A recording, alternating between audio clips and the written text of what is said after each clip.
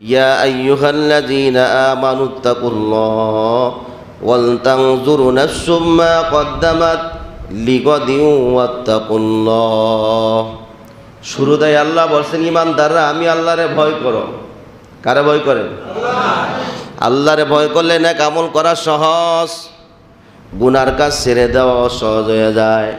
আল্লাহর ভয় যার ভিতরে নাই সে নেক আমল করার জন্য উদ্বুদ্ধতা হয় না, ওই ব্যক্তি গুনাহও ছাড়তে পারে না, কারণ তার ভিতরে আল্লাহর মহব্বত আর ভয় না থাকার কারণে গুনার কাজ করতে পারে। ঠিক বলি নাই?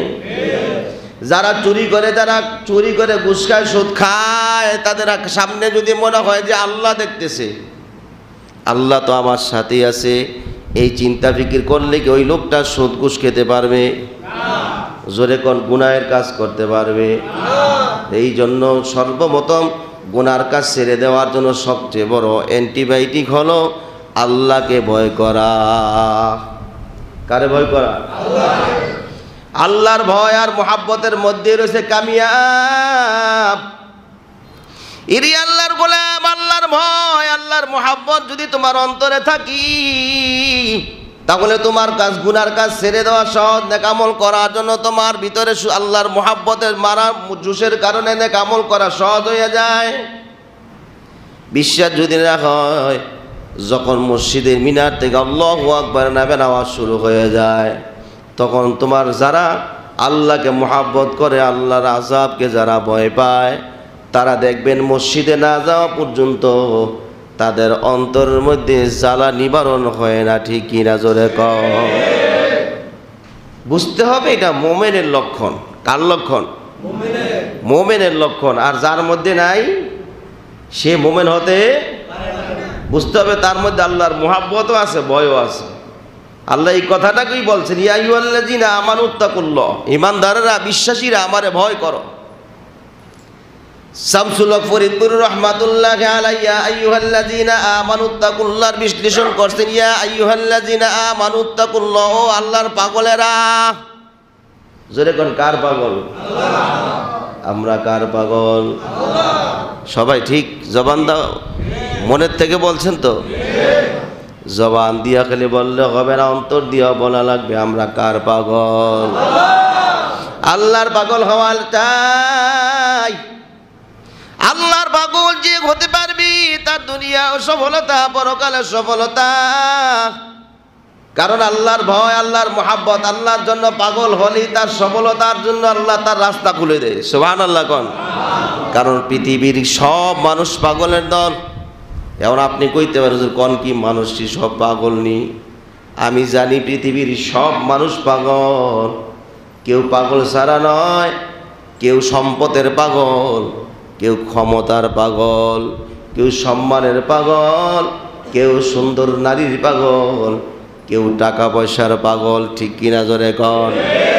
এদের মধ্যে গোটা পৃথিবীর হাজার হাজার পাগলের ভিতরে এর মধ্যে বাছাই করে দুই একজন এমন পাগল আছে, তারা আল্লাহর পাগল। এই পাগলেরা না থাকলে তো দুনিয়া টিকেই থাকবে না। ঠিক বলি নাই? ইবনে মাজাহ শরীফের মধ্যে আসছে, যারা এমন লোকজন দুনিয়াতে, এমন লোক যখন থাকবে, আল্লাহ বলনেওয়ালা একটা লোকও যদি জিন্দা থাকে, আমি আল্লাহ দুনিয়াকে ধ্বংস করব না। জোরে কোন সুবহানাল্লাহ। আল্লাহ এটা কার নাম? কথা বুঝেন নাই? আল্লাহ এটা কার নাম? যে আপনাকে আমাকে বানাইছেন তার নাম। ঠিক কিনা? এক কথায় সৃষ্টিকর্তার নাম হলো কি? এটা আল্লাহর ইসমি জাতি নাম, আল্লাহর আসল নাম এটা। বাকি যত নাম আছে 99টা, এটা গুণবাচক নাম। তার গুণের কারণে তার এই নামগুলো রাখা হয়েছে। সুবহানাল্লাহ। ইসমে জাতি নাম হলো আল্লাহ। সূরাতুল মুজাদালার মধ্যে আল্লাহ এরকম নাম যতটা আয়াত আছে, অতটা আয়াতের মধ্যে আল্লাহ শব্দ নিজে উল্লেখ করছেন। জোরে কোন সুবহানাল্লাহ। আল্লাহ এমন একটা নাম, ওই নাম যতই ডাকবা, দুনিয়ার মানুষের নাম 2 বার 3 বার ডাকলে ওই লোক বিরক্ত হয়ে যায়। মারে বাবারে যদি একবার জায়গা 10 বার ডাক দাও মা বাবাও বিরক্ত হইয়া যায়, ঠিক কিনা জোরে কন। কিন্তু আল্লাহ বলে বান্দা তুমি যখন আমারে যতই ডাকবা যতই ডাকো আমি আল্লাহর কাছে অতই ভালো লাগে, জোরে কন সুবহানাল্লাহ। তুমি আমারে যতই ডাকো অতই ডাকে সারা আমি দেই, কিন্তু আমার কাছে রাগ হই না, আমার কাছে খারাপও লাগে না, কারণ আমি এই খারাপের পাত্র নই।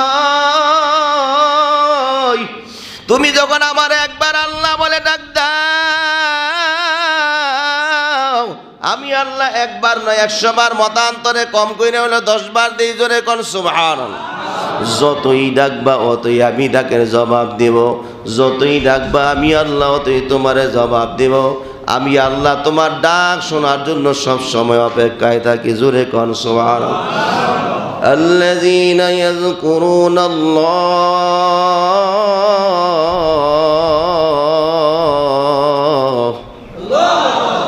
قياما وقعودا وعلى جنوبهم ويتفكرون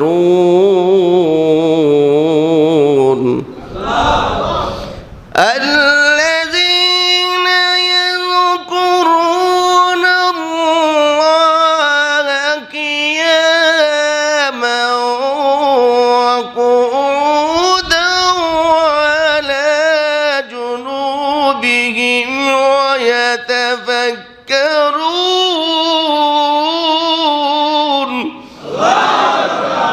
ويتفكرون في خلق السماوات والأرض ربنا ما خلقت هذا باطلا سبحانك فقنا عذاب النار।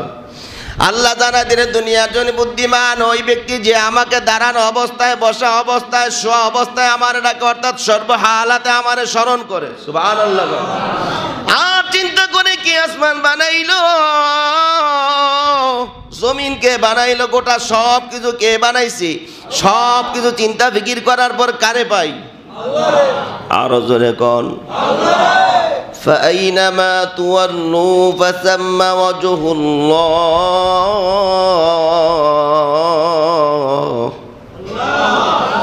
فأينما تولوا فثم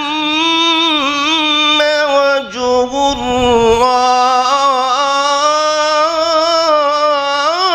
الله فأينما تولوا فثم وجه الله। আল্লাহ বলে বান্দা তোর চেহারা যেদিকে ঘুরাস ওই দিকে আমার পরিচয় পাবি, গাছের দিক তাকাইলো আমারে পাবি, জমিনের দিক যদি তাকাও ওখানে তাকাইলো আমার পরিচয় পাইবা, নদীর মাছের দিক তাকাইলো আমার পরিচয় পাইবা, জমিনের দিক যদি তাকাও যেদিকে তাকাও ওই দিকে আমার পরিচয় পাওয়া একেবারেই সহজ, ঠিক কিনা জোরে কন। দূরে যাওয়ার দরকার নাই, আপনার বডির দিক তাকাইলে তো আল্লাহর পরিচয় পাওয়া যায়। এই হাত সুন্দর করে কে বানাইলো? পাটা এত সুন্দর করে কে বানাই দিল? কত হাজার হাজার সূক্ষ্ম রগ আছে যা দেখাও যায় না, এত সুন্দর করে আল্লাহ সুন্দর করে বানাই দিলেন। এমন হুবহু বানানোর মতো বানানেওয়ালা আল্লাহ ব্যতীত পৃথিবীর মধ্যে আর কেউ আসেনি। আল্লাহর পরিচয় নিয়ে আলোচনা করেন, তাফাক্কারু ফি খালকিল্লাহ ওয়ালা তাফাক্কারু ফিল্লাহ। আল্লাহর নবী বলে আল্লাহর সৃষ্টির রহস্য নিয়ে চিন্তা করো, আল্লাহর নিয়ে চিন্তা করার দরকার নাই।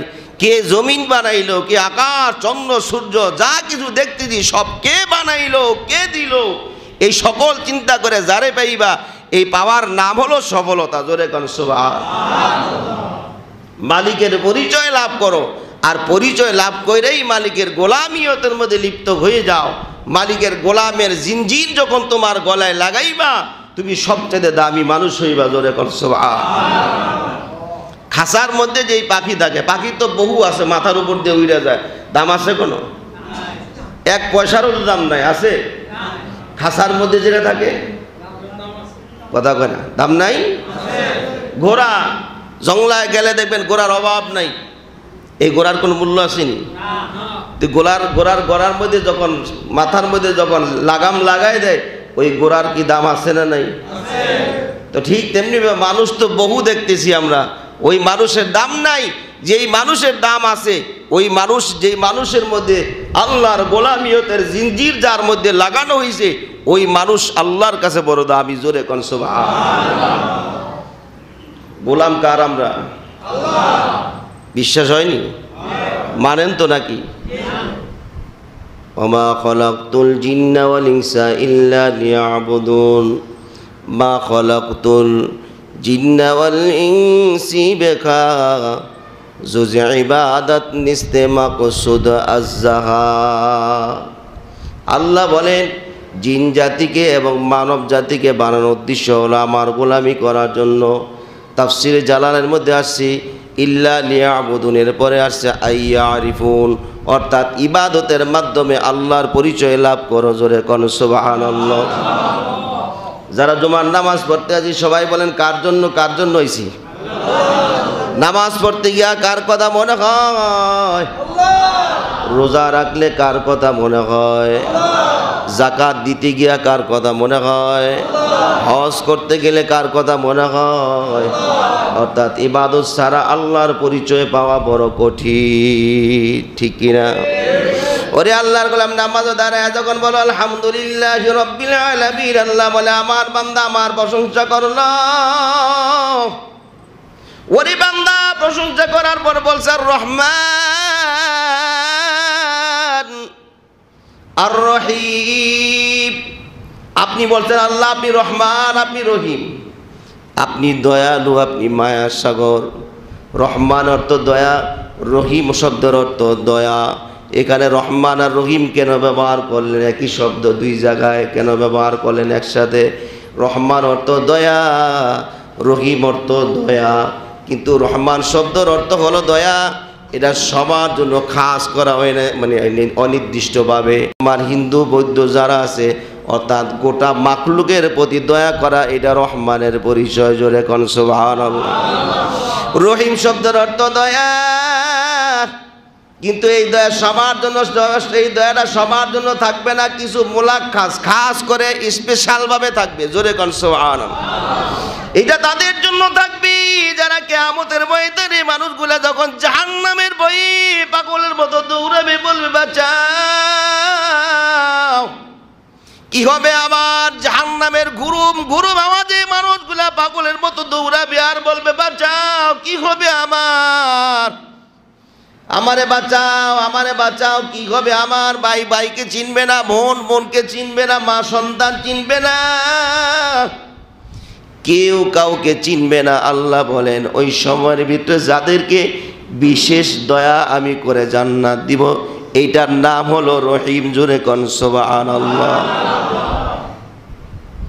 ওরে আল্লাহর গোলাম, এই রহিমের দয়া সবাই পাবে না। যাদেরকে আল্লাহ পছন্দ করেন, ভালোবাসেন, যাদেরকে বিশেষভাবে রহম দিয়ে দয়া করে জান্নাত দিবেন, এদের নাম হলো রহিমের দয়া। জোরে কোন সুবহানাল্লাহ।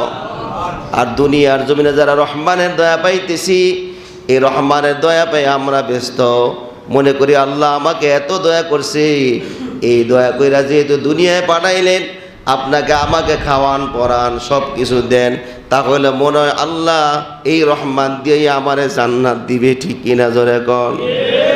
এই রহমানের দয়া নিয়ে বসে আছেন, মনে করেন নামাজ না পড়লো, আল্লাহর গোলামিয়তের জিঞ্জির না পড়লো জান্নাতে যাওয়া যাবে, অথচ অসম্ভব। আল্লাহর গোলামিয়তের জিঞ্জির যেই ব্যক্তি গলায় না পড়বে ওই ব্যক্তি জান্নাতের ঘ্রাণও পাবে না। ঠিক বলি রে? এই জন্য আল্লাহ রাব্বুল আলামিন কুরআনুল কারীম বিভিন্ন আয়াতে আল্লাহ আপনাকে প্রশংসা, আল্লাহ রাব্বুল আলামিন তার পরিচয় দিয়েছেন। কোথাও রহমান পরিচয় দিয়েছেন, কোথাও রহিমের পরিচয় দিয়েছেন, কোথাও সাত্তারের পরিচয় দিয়েছেন, কোথাও গফফারের পরিচয় দিয়েছেন, কোথাও মালিকের পরিচয় দিয়েছেন, কোথাও কুদ্দুসের পরিচয় দিয়েছেন, কোথাও জাব্বারের পরিচয় দিয়েছেন, কোথাও দিয়েছেন আবার সুবহানের পরিচয়। ঠিক কিনা? জোরে কার। কিন্তু রহিম শব্দের অর্থ দিয়ে আল্লাহ বুঝাইলেন এটা বিশেষ বিশেষ মানুষের জন্য এই দয়াটা আমি আল্লাহ কিয়ামতের ময়দানে করব, তাদেরকে আমি কুদরতি হাত দিয়ে জান্নাতে পৌঁছে দিব। জোরে কোন সুবহানাল্লাহ। আল্লাহ আমাদেরকে রহিমের দয়া দান করুক, জোরে কোন আমিন। আবার সবাই আমিন। প্রিয় দোস্ত আহবাব, এই জন্য বলতে চাই আল্লাহর দয়া আল্লাহর রহমত পাওয়া অত সহজ নয়। রহমত ছাড়া কিন্তু বাঁচতেও পারতেছি না। এই রহমত দিয়ে আল্লাহ রহমান বুঝাইলেন, বাঁচার জন্য চলার জন্য যে দয়া করতেছেন এটার নাম হলো রহমান, জোরে কোন সুবহানাল্লাহ। কিন্তু পরকালে যে নাজাত পাবেন এটা রহিমের দয়া, সুবহানাল্লাহ তো কইলেন না ভাইরা আমার। তত সে আল্লাহ রাব্বুল আলামিন বলছেন, ইয়া আইয়ুহাল্লাযীনা আমানুত্তাকুল্লাহ ওয়াল তানজুরু নাফসুম মা কদ্দামাত লিগাদি ওয়াত্তাকুল্লাহ। ও ঈমানদাররা, আমি আল্লাহরে ভয় করো আর ভবিষ্যতের জন্য নেকামল রাখো, নেকামল করো যা তোমার জন্য পরবর্তীতে কাজে লাগবে। ইন্নাল্লাহ খবীরুম বিমা তা'মালুন। আপনি যা আমল করেন সব খবর কে জানে? আল্লাহ। আপনি মনে করেন যে ঘরের মধ্যে একলা একলা বইয়ে টেলিভিশন দেন, মোবাইল টিপেন, কেউ নাই। আল্লাহকে তুই একলাই রে বেটা, আমিও সঙ্গে আছি। বিশ্বাস না?